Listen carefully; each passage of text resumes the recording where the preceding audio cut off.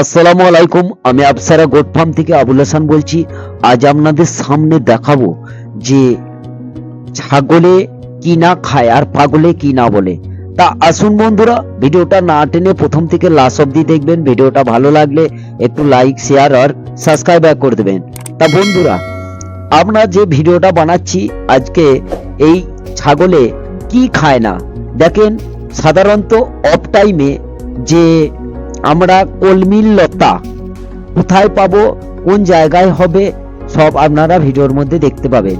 তা সাধারণত এই কলমির লতা হয় জলাশয় জায়গায়, যেখানে যে জায়গাগুলো সবসময়কার জন্য জল জমি থাকে, সেই জমিতে আপনি চাষ করতে পারেন। প্লাস আপনার কোনো ফার্মের আশেপাশে কোনো পুকুর আছে, সেই পুকুরের চারি সাইডগুলো আপনি খেয়াল রাখবেন। কলমির লতায় এই সাধারণত বর্ষাটা যাওয়ার সময় বা বর্ষাটা গেছে হালকা হালকা টাইমে দেখবেন কলমির লতায় পুকুরের চারি সাইডটা ঘিরে নিয়েছে। সেই কলমির লতাগুলো আপনি যদি কোনো রকমে তুলে এনে ফার্মে ছাগলের সামনে দিতে পারেন বা বাড়ির ছাগলের সামনে দিতে পারেন, অতিরিক্ত ছাগলে খাবে। এত খাবে আপনারা হয়তো ধারণার বাইরে।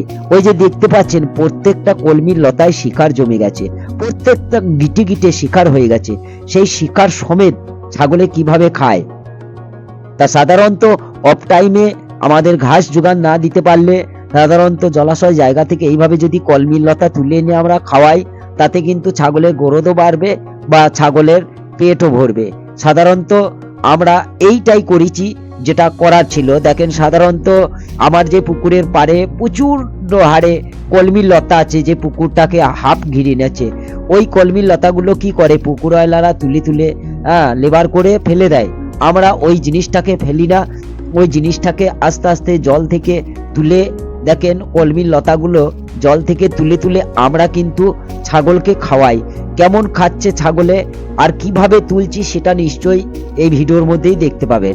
তা সাধারণত আমি তুলি, যেটা হচ্ছে পুকুরটায় প্রচণ্ড হারে জল, যে জায়গাটায় বসে তুলছি এই লতাগুলো, ওখানেও কিন্তু আমার সাঁতার জল, সেই সাঁতার জলে নেমে তোলাটা অসম্ভব।